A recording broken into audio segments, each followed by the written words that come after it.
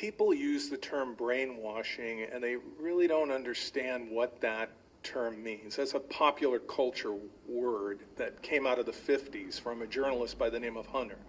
But what it really means is it's a synthesis, if you will, of coercive persuasion and influence techniques that have been crystallized and focused like a laser on people within certain groups to break them down, change them, and then freeze them in a certain mindset.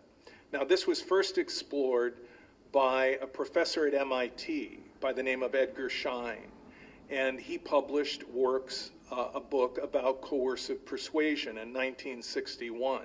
And Schein said, literally, there are 3 phases to coercive persuasion.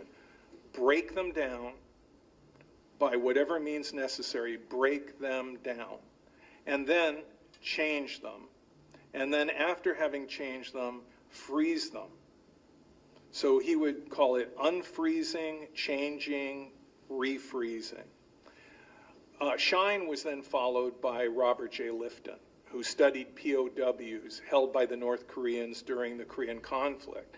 And he then wrote the book Thought Reform and the Psychology of Totalism, which was published in 1961.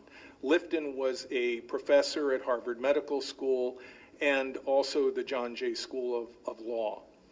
So he basically, in the 22nd chapter of the book, Thought Reform and the Psychology of Totalism, came up with 8 criteria to determine whether or not a thought reform program is ongoing. And these criteria are basically a snapshot of the engine that drives what we call brainwashing. And it's composed of milieu control, which is control of the environment, everything you see and experience. Then mystical manipulation. Things appear to happen spontaneously, but in fact they are really contrived, scripted, and not spontaneous. Then there is the demand for purity, which is the demand that a person divide their entire life into black and white, the pure and the impure. There are no shades of gray, no middle ground. And then the cult of confession, that is, that there is no area of a person's life that they are entitled to privacy, that the group has the right to demand confession about almost anything, even about things that may not really even be true. There is a kind of element of purging going on, where everything about a person's life is being examined and being confessed to the group. And then Lifton calls another of his criteria the sacred science, which is that what the group teaches is absolute, that it cannot be questioned, and that anyone who questions it is unholy, unscientific, absolutely wrong. So that this is an absolute belief, that the group's beliefs can never be questioned, can never be critically questioned in any way. Then there is the element of what Lifton calls loaded language, which means thought-terminating cliches that are used to sum things up in a way that stops critical thinking. For example, in Scientology, people who are not Scientologists are suspected of being suppressive persons or potential trouble sources, which means a person that might be connected to a suppressive person. So there are these cliches, these labels within a particular group that terminate critical thinking. I don't have to consider what you have to say because you're a suppressive person, you're an SP, or a PTS, a potential trouble source. And then there is the criteria doctrine over person. And that is basically everything around you must be cataloged according to the group. Your own feelings, your thoughts, your emotions must be cataloged according to the doctrine of the group. Whatever is consistent with the group is valid, whatever is inconsistent is invalid and must be purged. And then finally, the most devastating of Lifton's criteria is the dispensing of existence. And that is literally the right to exist.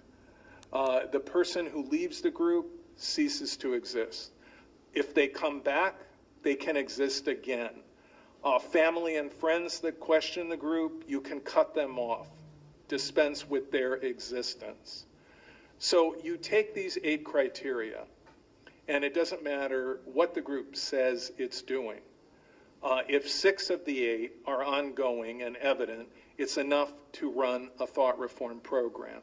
If you will, what Lifton is saying is that each one of these criteria is like a piece in a machine. One relies on the other. The cult of confession enables mystical manipulation, enables the dispensing of existence. The dispensing of existence cuts off an outside frame of reference and reinforces milieu control. So what you can see is how one of these criteria enables and reinforces another.